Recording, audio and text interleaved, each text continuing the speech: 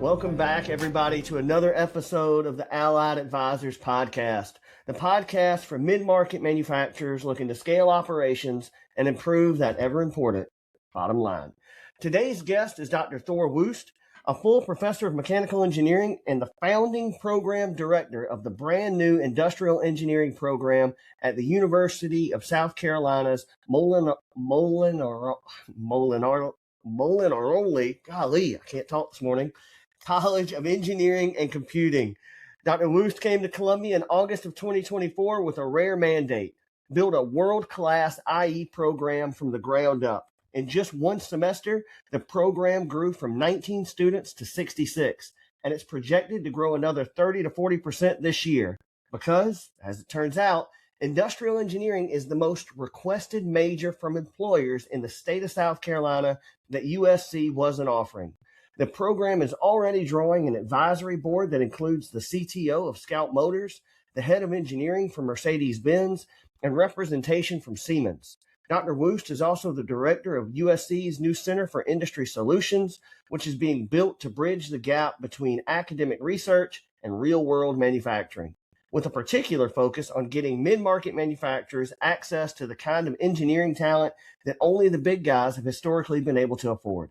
He is one of SME's 20 most influential professors in smart manufacturing, has authored over 180 peer-reviewed articles, and brings a perspective on the engineer to shop floor relationship shaped by his roots in German manufacturing. Dr. Wuest, welcome to the Allied Advisors Podcast. Thank you so much, Justin. Happy to be here. I really appreciate you carving out the time. This is definitely one of those like pet topics that I'm really passionate about, and I'm so excited to get you on the show because, you know, my experience in mid-market manufacturing is industrial engineering is one skill set that is just sorely underappreciated, right? I don't think folks in this space really understand the potential to unlock capacity through the use of good industrial engineering practices. So I'm so excited to get into this conversation and really can't wait to get this message out to our audience. Thank you so much. Wonderful. Yeah, and I couldn't agree more. Yeah, so you've shared that the decision to start the IE program at USC was driven by it being the most requested major from state employers, parents, and students. Now that the program has grown from 19 to 66 students in just 1 year, what has the feedback been from those South Carolina employers who were previously struggling to find local IE talent? Yeah, let me just backtrack a little bit because I also want to give credit where credit is due, right? Like I came 2024 and a lot of the legwork has already been done by people before me, right? Like the program structure and approvals and all that before they brought me down here. So that, of course, I don't want to take credit for that. That was done well, and that helped me a lot to set up the program and get it started. And then we hired well. We have two great instructors that do a fabulous job. And maybe just honing in on that real quick, we made sure that we hired a very hungry and aggressive new PhD graduate from a school up north that shall remain nameless, that you know well, I know. And then the other one, we made a very, very distinct decision, and that was actually signed off by the president of the university. We hired a professor of practice, right, with over 35 years or 40 years of experience as a leader of an Amazon location, a CEO of a manufacturing company, a master black belt, a Six Sigma black belt, that brings that industrial perspective into the classroom, right? So we want to make sure that our graduates are prepared for the workforce from day one, right? That they get that experience and not just theory here in the classroom.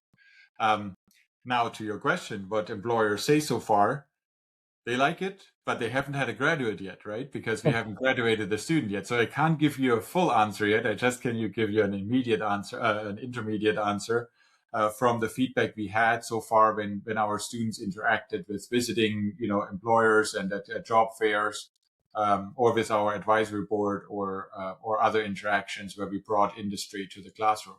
There, the feedback was fantastic, but I will update you as soon as we have our graduates out in the workforce, but I'm convinced they will do fantastic. Yeah, I'm super excited about it. I guess one thing I should note for the audience is I am a Clemson University graduate, a proud Tiger, and Dr. Wuest comes from obviously our interstate rival, the University of South Carolina. I will set aside rivalries for the benefit of the industrial engineering as a profession. I'm super excited to see another university in the state offering IEs. I mean, I think it's going to be great, not just for South Carolina. It's going to be great for the entire Southeast, right? I mean, and Justin, if I may add to that, like even before I came down here, I had a conversation with the chair of industrial engineering, Kevin Taffy, at Clemson, right? mhm. And it was very collegial and supportive. Like he Yep. offered to give advice and to work together. He sent his students or suggested to his PhD graduates to apply to the positions here, right? And we hired one. Mhm. So because there is such a big market for industrial Mhm. engineering graduates, or demand for industrial engineering graduates here in the state, and as you say, in the whole Southeast, that both universities can't really satisfy that. Yeah. And the other aspect is that is underappreciated.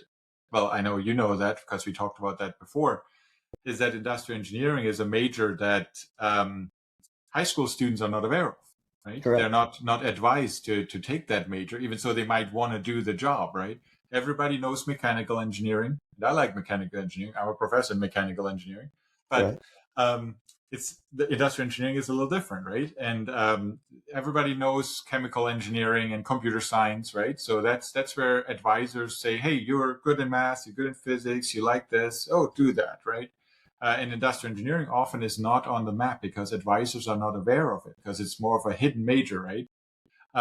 So a lot of times, and that is in established programs, the same case as it is here at USC in our short experience that we have a lot of transfers from other majors, right? When they realize, hey, I really want to work on the shop floor. I want to improve that process. I want to make this better, right? I want to understand this problem and build a solution.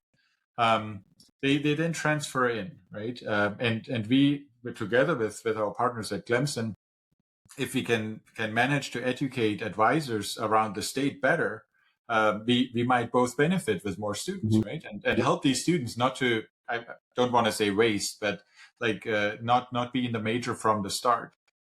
Side Absolutely. note, at USC, they won't waste any time, at least, because they can transfer all the credits in because we have so many electives to make your program really unique. Just a little advertisement.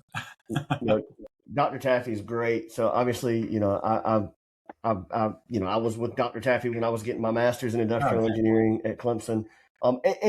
Rising tide, it floats all boats. So, again, I think it's great. I'm super excited about this. When I heard about it, this is exactly what the state needs, because industrial engineering, a lot of folks always, and I'm guilty of it, right? I mean, I work in manufacturing. A lot of folks associate industrial engineering with only manufacturing, but that's really not true. The industrial engineering skill set, the tools that you learn in this major are applicable in any industry, healthcare, even education, industrial engineering principles, lean principles, working according to a standard, that has a broad based appeal. So, Absolutely. I think it's a great major. Obviously, I've built a career on it. But the more we can educate people and bring awareness to it, I just think it's going to be great for the region. Yeah, and to that point, like I fully agree. I mean, Disney Parks is run by industrial engineers, right? But the other aspect is like at USC when they brought me down, the idea is because we're a new program, right? So we don't have the resources of an established program with like 20 faculty members and the breadth of talent to go with it. We made a conscious decision to focus really on to be very strong in the manufacturing in the smart manufacturing realm. We just we almost like 80% done. We hired 4 out of 5 open positions, and we got incredible candidates. So far, we were lucky. We got all our top candidates. They chose us over other offers, which shows like that they also saw the potential here in the state and at the university, right? And they all are, we have hired a person with OR optimization background from Purdue, but made very sure that that is applicable to manufacturing problems, that there's an interest of applied work and not theoretical, more like more statistics person. No, we want somebody that uses the OR and optimization principles and methods on applied problems on the shop floor or beyond, like shop floor, supply chain, these types of problems that apply to our industry partners and prepare our students for, the real challenges they face in industry later. We don't want to be a theoretical program. We want to be applied, right? We're engineers. Engineers is applied science. It's not physics, right? Right. Can you go into a little bit more detail on when you say OR? Can you explain to our audience what exactly you're referring to? Yeah, I'm probably not the right person to do so, because that is probably the furthest away of the industrial engineering areas that I'm familiar with. But it's operations research, right, where you look at problems like routing and scheduling optimization. So these types of problems. Yeah, real world shop floor applications. Yeah, very important, but not my research area. So I'm not that confident in speaking to it. Yeah, no worries, no worries. That's why we hired a really great new professor to do that. In our pre-meeting, we discussed how mid-market firms often lack industrial engineers and instead rely on shift supervisors to write process standards. For a mid-market owner who thinks they can't afford a full IE department, how do you explain the ROI of having even one dedicated industrial engineer to handle things like line balancing and ergonomics? Well, it's often surprising how many savings can be realized with only having one person taking the time to walk the shop floor, right? And we have that regularly. We just came back from a medium-sized company here, where we just spent an hour, like a colleague of mine and me, just walked through their shop floor. And when we came back, we noted down some notes with like improvement options that would not cost much to implement, but would really improve the overall operation. And it's not just, small savings, if our estimates are correct, right? They would pay for, like, ROI of that would be, I don't know, very, very short, right? Mm-hmm. It would really pay for itself. And I think also not just it's of course the dollar value. And I think that can be, that already sells it by itself. But when we think of other aspects like, hey, safety, right? When you look at the routing of where the warehouse is, where the machine is, where the finished products are, where they go out in and all, when you have crossings with forklifts, these are accident-prone areas, right? When you consolidate that and take that into consideration and optimize these routes, you reduce the potential for accidents, right? And now think further, hey, not just does it keep your people healthy and safe, which should be your top priority, obviously, mm-hmm. but nevertheless, like, it might also reduce your insurance premiums in the long run. So saves you dollars again, right? So there's also secondary benefits that are often overlooked of having somebody that has the freedom to look for problems and solve them, right? The Gemba walk is a typical example. It really means just walk around and observe, right? And that needs time. That needs somebody that has the time to actually look and observe without rushing from point to point. 100%. That's the point that I try to get across to all of my clients is you need an IE resource. You need somebody whose sole job it is to improve the process. Because, when you have the operations team doing it, it's never going to be their first priority because that's not what you ask them about, right? Yeah. When you're in operations, you get asked about how many parts did you get off the line? What did you ship out yesterday? How many bad parts did you produce? You never get asked, hey, did you update that standard for the whatever process? You don't ask those folks about that. You ask them about the day-to-day results. So if improving the standards, if really having sound change management processes is important to you, then you got to carve out the resource to do it. And to your point about the value, I mean, I can't tell you how many, I have one client, we increased their output by 80% with nothing more than a PFEP and some Kanbans. That was it, right? A strictly industrial engineering project improved the output by 80%, which led to revenue in the millions of dollars each month in additional revenue, right?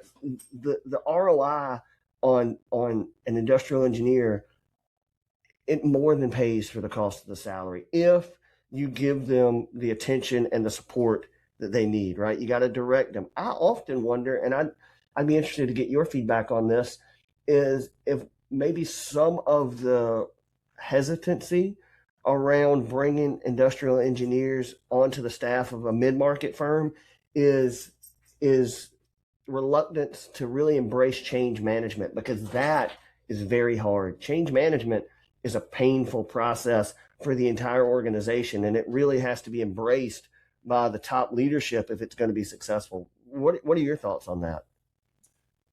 That might be in some case, and I mean, change is hard, right? Like Yeah, people are creatures of habit, so I fully understand that, and of course, there's also a reason that there's like never change a running system, right?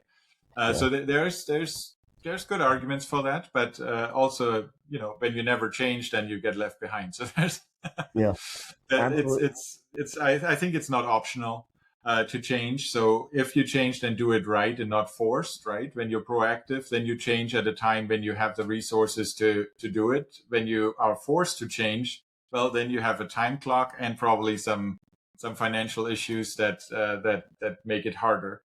Um, with the hesitancy of adding, a full-time staff member on a, not fully convinced, an option is always to, start with a co-op or an intern, right? To because they already or a capstone project, right?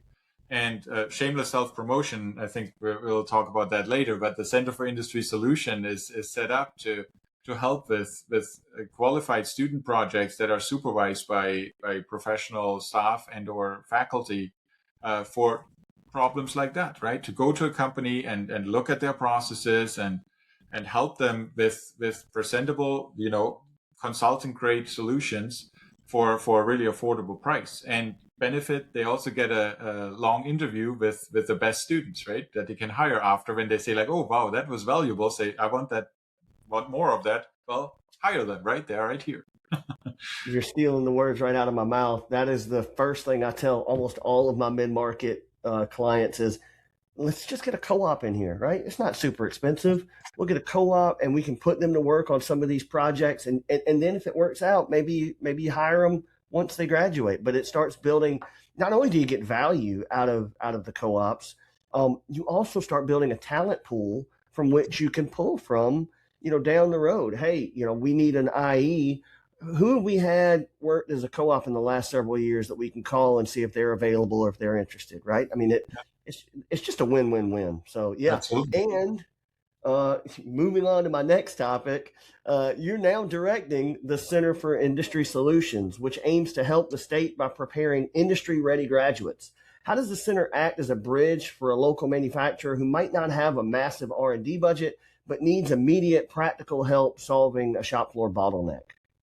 Yeah, I jumped the gun here a little bit, right? But yes, so I'm really excited about this new initiative, um, and let me give you a background how this came to be, right? Molinaroli, Alex Molinaroli, the the Thank you. namesake of our college now.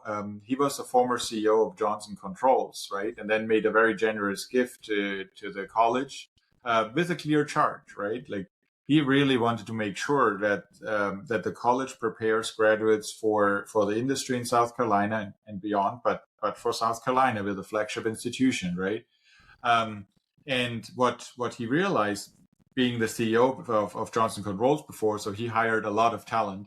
That engineering schools, not just USC, across the board, are very good at preparing students technically, right? They're very good at what they're supposed to do: mechanical engineering, industrial engineering, chemical, you name it. Um, what they lack a little bit compared to, for example, business schools is the so-called soft skills, right? Like salesmanship, presenting, like how to dress for the occasion, right? To present themselves. That is stuff that they normally learn the first few months on the job, right? Hopefully in an internship before, but they learn that there's not a support system at the college necessarily. This is now changing because Alex made that a charge to the college, or a challenge to the college.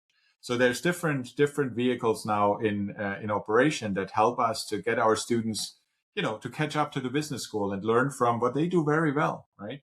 and also help our students understand that not always the best solution wins, right? Because you have to sell it. You have to sell it to people that might not be technical. So they might not understand that this number clearly shows this is the best solution, but you have to convince them in terms that they understand it. That often means ROI, dollar value, right? Because the CFO will not sign off when he doesn't understand what it means for the bottom line. So that is a background where we looked at different vehicles, how we can make that happen, and the Center for Industry Solution is one of them. So when I took over as the director, we started from the ground up to really build it very strategically and build our mission and vision, and basically on three pillars, right? One is really to educate our students to be ready on day one, right, for industry with the right skill set to deliver, right? With the idea to reduce the training time that they need from, let's say, currently 6 months until they're fully operational in their new role to maybe a month or two, right, because they already got most of the training before. A second is to help our industry partners, right? Because a lot of them say, hey, we have a problem with retention, right? And not because they pay less. Some of them are the highest paying companies in the region. They still lose talent after 2-3 years, right? So we believe we can help there as well, to help them connect them with South Carolina talent that wants to stay in South Carolina, to build that relationship, that goes beyond just a transactional one. And third, of course, to promote what University of South Carolina and the Molinaroli College can do for the state and the country. And one big vehicle that we are trying to now get operational is our project teams that we want to run like real consultants, right? Like, of course, there's class projects that are small scale. You get some value out of it. Then there are capstone projects that are, capped to a certain amount of students in a certain major because they're mandated by by accreditation, gives the frame of what can be done and what cannot be done. And these projects are on the side of that, right? They're extracurricular, so students would get paid for their effort. They would be competitively selected, and they would be selected based on their skill set for certain projects. Let's say a company has a warehouse optimization problem, right? We would look for a group of students that fits that problem, right? And that might be students from industrial engineering. They would fit that bill. We might add a student from the supply chain management program at Darla Moore, right? And we might add a financial student because we have to look at the financials of the situation as well, right? And so we would build this interdisciplinary team, add additional staff and faculty support, add training that we do at the center to get the students up to speed, and then execute the project together with the students with, problem assessment, developing the first initial solution, present it to the customer, get feedback, iterate, and then go all the way to the final presentation and showing of the results, right? So basically like a consultant project, probably like a semester or a year long, depending on what the problem is, professionally run. And that I believe would be an excellent result for the company, because they get a problem solved without own resources, comparatively cheap, professionally done. The students get not just paid, so it's like a nice side income. What student doesn't like that, right? But the most important aspect they get real experience, right? Because they learn what real shop floor activities look like, what the problems are, how they communicate with staff, how they communicate professionally, with the different levels at the company, how to absorb the wealth of information, how to go through the problem, apply their methods that they learn in their studies in real life, and present that, iterate, take feedback. And at the end, the students have a chance to learn about the employer, right? For 4 months, 5 months, right? The employer has a chance to observe how the students behave, how they present, how they behave themselves, how they develop, how they learn. And then at the end, when there's a match, the student knows what they're getting into. The employer knows who they're hiring. the onboarding would be a breeze because they have already worked in that environment for a while. And there's no surprise, oh, I didn't know this company is like that, right? Because they already know. So hopefully retention will also play a role. So speaking of ROI, our idea is that after the first few projects to analyze how long the hires that emerge from these joint projects when they get hired by the company stay, how long or how much reduced the onboarding training requirement is, and then put a dollar value to it. And I would believe the ROI would probably be like a month. Yeah, for sure. Yeah. 100%. Because 100%. hiring the wrong person is really expensive. Yeah. So when you can avoid that, you can run 3-4 projects to save you from that problem. Yeah, that sounds like a pretty good deal for local employers, right? I mean, to get access to potential talent, to get access to obviously the professional network that is the staff at the University of South Carolina. Yeah, I mean, why wouldn't you try to take advantage of that if you have some type of problem that you're trying to solve? And in addition to that, Justin, like that is just one of the vehicles or products and services that we want to offer from the center. Of course, we also like as a gauge to industry for the college, so to speak. We will offer the whole breadth of what the Molinaroli College has to offer, right? Mm-hmm. So full-scale research projects. Like we run a project right now with Mercedes-Benz Vans and Fraunhofer as a full-scale research project in my research lab. So that is something that we would also be able to facilitate, not run at the center, but make matchmaking, saying like we have that problem, and then we say, oh, we know which lab is good with applied research and has that expertise. We connect you, and then you negotiate your own contract. For these projects with the students that I mentioned, what we have in mind is to have a pre-agreed on menu of contracts, right? Where it's, if you agree to these general terms, it should be very easy to sign and say like, hey, IP stays here, all that is worked out. That it's a very low lawyer involvement process to get the project running, right? Because that is a big hurdle often that, when there's NDAs or so and there's certain terms, it just takes so much time. And the students going towards graduation, that is something that needs to be improved. And we hope through the center to provide a vehicle to make that process much more workable, right? For both partners, for us to manage and to plan, because we have to find the right students and convince them to join the teams and give them, say, a timeline saying like, hey, it would start in January and that it needs to start in January, right? And then when we say like, oh, sorry, the NDA negotiations are still ongoing and it goes on for another 3 months, then that's not a good experience for both sides. So we really want to make sure that we have a very good menu of offerings that we can pick and choose. In addition to Six Sigma workshops, we had a soldering workshop the other day. We have NVIDIA speakers come in to teach students on how to program edge devices and AI applications on NVIDIA. These types of things. You mentioned AI, so I was actually talking with one of my mentors, Meg Lanza. She was a guest on the show several months ago. She's the head of technology for BSH, the Bosch dishwashers, the cooktops. I know them now. What's that? Yeah, I know them. Yeah. So, of course. So I was telling Meg that you were coming on, and she said, one question you got to ask him is, how are they incorporating AI into their curriculum? How does AI influence the way that they are educating, the engineers of tomorrow? And you mentioned that a little bit about some of the workshops, but how do you see that shaping the industrial engineering, let's say, career for the next, 20, 30, 40 years? Yeah, that's an interesting question because, the future is hard to predict, right? Sure. But AI or machine learning is what I've been doing for the last 10, 15 years.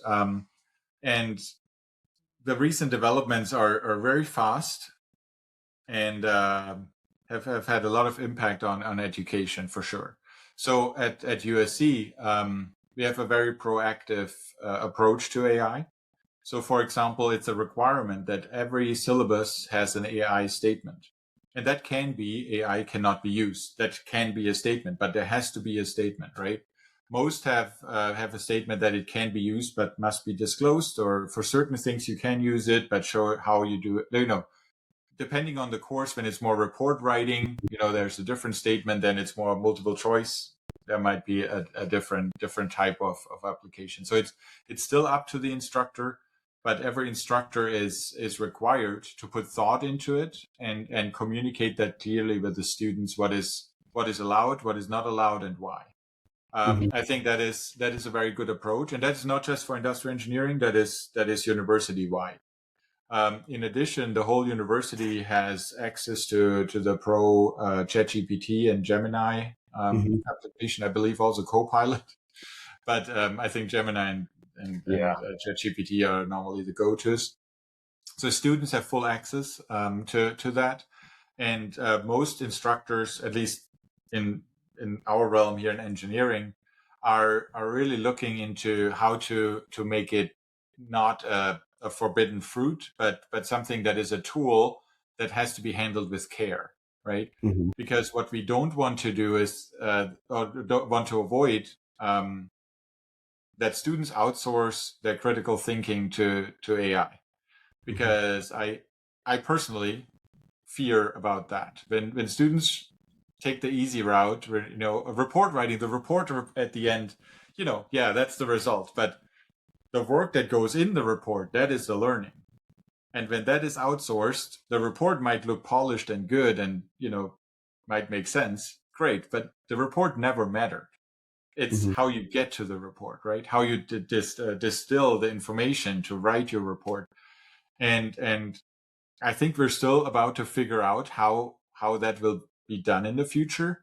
But I'm worried that when we outsource that critical thinking and that learning, which is intense and stressful and takes time.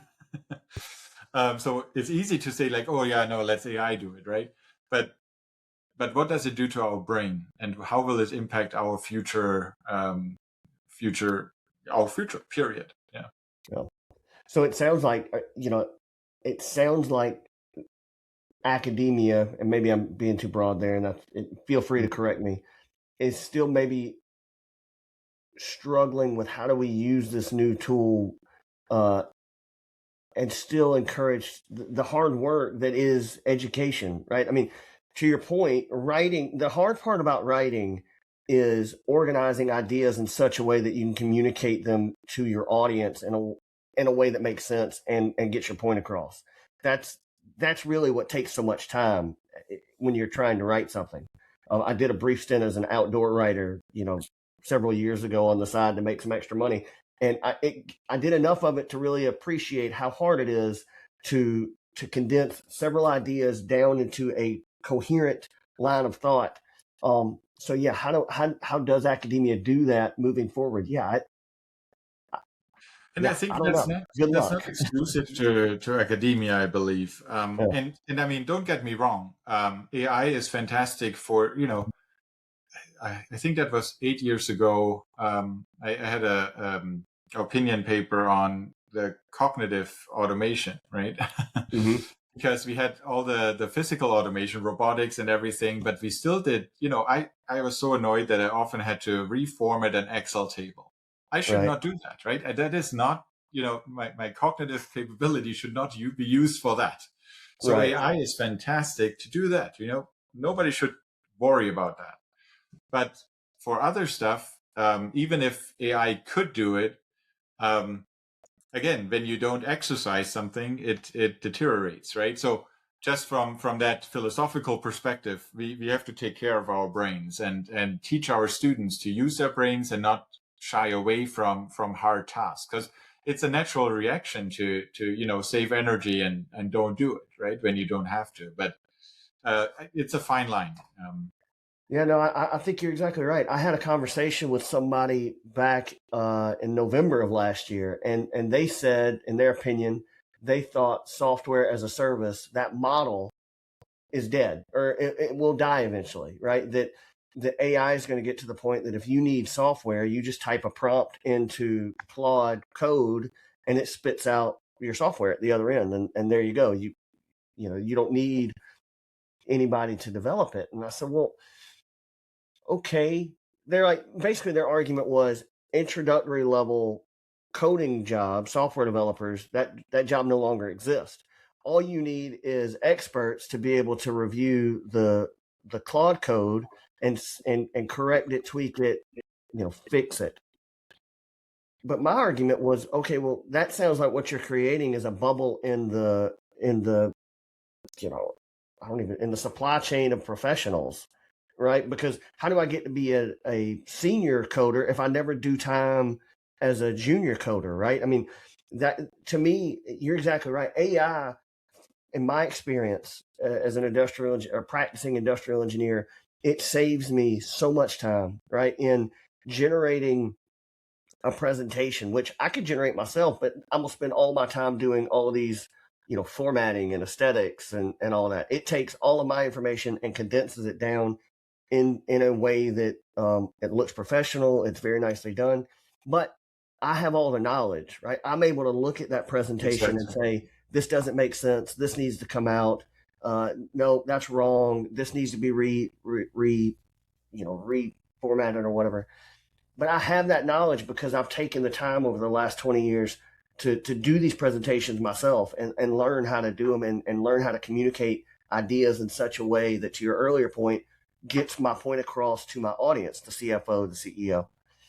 If you don't ever do that, if you don't spend the time beating your head against that wall, figuring it out, then you never get to my point where you can use AI to be an efficiency multiplier. It'll be interesting. I 100% agree with you. It is a balance and definitely a unique problem to solve with how do you give these young students the ability to struggle and learn when the cheat code is just a few mouse clicks away, right? I mean, that's yeah. And again, like, I'm not saying we have figured it out. We're aware of the problem, and we're trying different vehicles to do that. Often, in class, exercises with whiteboards and so on. That is something where, the human interaction comes into play. Mm-hmm. And again, Cloud Code. I just was at a conference last week, and a co-panelist, he mentioned that he runs multiple instances at the same time and can, like software like Calendly or stuff like that. That is a very clear problem. And right now it's basically valued by, that they developed a nice software solution for it that might be priced differently in the future, right? So, but creativity is still something that I feel AI is still far away from, right? Real human creativity. Correct. And how can we make sure that doesn't get lost? Because when you don't do the hard parts, how can you be creative when you don't understand the problem or the problem space, because you never had to deal with the nuances of it? So, let me give you an example from my own undergrad. In order to be able to take the exam on machine elements, the design, we had to, over Christmas break, which was hard, basically draw a whole gear assembly on a blue. Draw it out, right? A cat draw, not a cat drawing, on paper, like a blueprint of a assembled gear, right? And that was graded. And when this was wrong, you had to do it again, right? And then you realized, oh yeah, CAD is easy to change something, but on paper it's not. It takes you another 2 weeks to do it. And I hated it when I had to do it. I was proud of it at the end, and I learned a ton, right? So I would still advocate that an engineer should once in his life do a paper blueprint. So far, I've not succeeded convincing anybody of it here, but I still feel it has a lot of value. You understand what goes into it, right? Just to understand the problem, and then of course you won't do it in the future again, because that's a reason why CAD exists. because it is easier. It makes it much more applicable. It makes change management easier. But understanding where it comes from, right? It's important. I mean, it really does. It builds a foundation because, to your earlier point, AI is not creative, right? AI flattens out creativity. I mean, I mentioned I use it for generating presentations, and I will say AI is far more creative than yours truly. I'm about as creative as this desktop, but it's not creative in a true sense, right? I mean, the presentations it generates look professional, look great, but they don't look unique. They're not, No. I mean, when you look at LinkedIn posts now, you see, I don't read that. I can tell it's AI generated, right? 100%. And one thing that I really am mad about AI is they use these dashes, right? Yep. The EM dash. And I have used them like for the last 20 years. And now I can't do my own writing style anymore because then people think I had it AI generated, which is really annoying. Yep. Anyway, well, that is a fun topic and one that I'd love to continue down. But you talked a little bit about retaining the talent in the Palmetto State. That employers were complaining that folks were leaving them. So a major challenge is not just educating those engineers, but keeping them here. How does the center student consulting teams and the state's $3,000 internship incentive help ensure that USC's best IE talent stays to build careers right here in South Carolina? Well, thank you. That's an excellent question because that is one charge that Alex Molinaroli gave us, and of course that is a charge that the state gave their flagship university as well because it's South Carolina's university. We believe that the state's 3,000 internship incentive is great, right? Because students get some extra money to stay with an employer in the state. And when you have an internship with a company, hey, the probability is much higher that you get employed there than at any other company. So I think that's a no-brainer. That is a great incentive. And it's very generous of the state to do that and very smart, in my opinion, to offer something like that, right? Then for the student consulting projects, my expectation would be that when we get our best and brightest students, because they would be paid competitively, right, and selected competitively and get a certificate, which they put on their CV. So we would expect that the best students want to be in these projects. When we can connect them to challenging projects with employers that value their input, that gives them a great impression of local employers that they might have not considered otherwise, right? Because they will get offers from California, Texas, you name it, right? Like they can choose in the end. We graduate great engineers. So we have to advertise what they have here and what they can have here, right? Hey, it's a state that grows for a reason because it's affordable. The weather is great. I just came back from the north. Oh man, it is great here.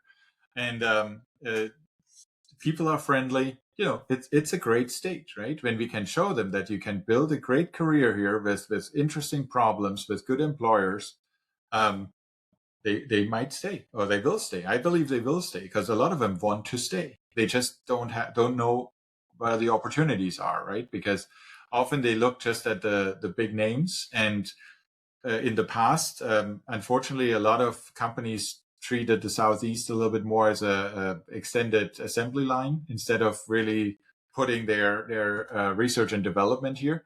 This is about to change, I believe, because it's a chicken egg problem, right? When you can retain our talent here, companies notice and see like, hey, that it's growing, with the right incentives. I mean, we see it with Scout. I mean, unfortunately, they put their headquarter now to Charlotte. Rock Hill would be nicer, but yeah. At least it's in the region, right, and not Detroit anymore, which is a big step in my opinion. Hey, when that continues like that, then it will be much easier to convince our talent to stay here. And again, it's a chicken egg problem. When we convince our best talent to stay, companies notice. They like, hey, there's great talent that stays here. Why not put more of the higher level engineering here in the state instead of just the production line. And then it's a perpetual cycle, hopefully. Yeah, that's a great point. I mean, I worked in the automotive industry for 15 years, and everybody understood that you could start your career in the South, but you really wanted to make it into the executive ranks, you were going to wind up in Detroit, right? That was kind of the way that worked, or not in the South, right? I was with I German mean, automotive automotive. is special in that sense. I mean, even in Germany, like when you are outside of Munich for BMW, or Right? outside of Stuttgart, Fromage. it's just, or I mean, Toyota, right? Oh, The decisions are made in Japan. mm-hmm. There's no question Yep. about it. So, Yep. um, if that will ever change, one step at a time, right? But Yeah. getting more high value jobs down here, that to make a good career, and make a good living, build a career here. Um, I think that's the short midterm goal. And you're right. I mean, it's a multi-factor decision, right? I mean, one of the factors is making sure that you've got the professionals in the region to Oh, yeah. support those headquarters, and then there's all kinds of other things that factor into that. But I'm glad to see that USC and the state of South Carolina is doing our part to try to make that case for them, No, make that and we're push for working with employers directly, them. like with some of the big ones. They actually come to us. They're like, "Hey, we want to build a relationship to get in touch with your students early to make sure we get the best talent, right? Hmm. Because there's an intense competition out there for the best engineering students. Contrary to what some believe, that university education is not valuable, but that is not true. And I mean, a state school, when you are in state, the ROI is insane. Yeah. Well, you mentioned that your goal over the next few years is to collect data on how these new IE initiatives reduce onboarding time and improve employee retention. For the South Carolina manufacturers listening today, what are the specific benefits of partnering with the university early on to help shape and test these programs? That's an excellent question, and to be honest, we're still figuring out how to frame that. But um, I would I would be very interested in exploring that together with the initial partners, because we understand that there's some, not necessarily a risk involved, but maybe additional work or uncertainty involved, because we can't prove the numbers yet. That's why we have these initial projects. So we would be like probably be able to subsidize the initial projects to some extent, and put some of our resources and time and effort in, to not charge the full amount for a project, if in exchange we would get some midterm data saying like, hey, the first 5 years of any hiring you do, what is the performance compared to others, and so on. But again, this is still a work in progress. We're trying to make sure to look at it from all angles, because once we do it, the data's there, and then we realize we missed something. Well, then it's too late. So we want to make sure we get it right the first time, right? Yeah. Measure twice, cut once, right? Exactly. Well, Dr. Wuest, thank you so much for carving out the time to come on the show. I am, like I said, I am super excited about what's going on in the state and at the University of South Carolina. I think it's going to be wonderful for the region, not only the Palmetto State, and I know you guys are playing a big part of it. Thank you so much for carving out the time to come and tell our audience about what's going on. And if folks want to reach out to you, or maybe there's an employer listening that's interested in partnering with the university, what's the best way to get in touch? Well, best is probably email. Just Okay. shoot me an email. My email is wuest at sc.edu. You probably can put that in Yep, in I'll the put it in the show podcast. Yeah. notes. We also have a website for the center, where there is a specific button for companies that are interested to partner, to get in touch. That is also an easy way where not just I get notified, but also some of our staff. Hmm. Um, yeah, either way is fine. Just get in touch, right? We want to work with you. Don't hesitate, even if it's just a question. We're happy to entertain it. Invite you to come by, look at what we have. And if it's get in touch with students, get you in a lecture, give a 15-minute talk about your company, your problems. We want to get our students exposed to industries and problems in industry, so they get prepared.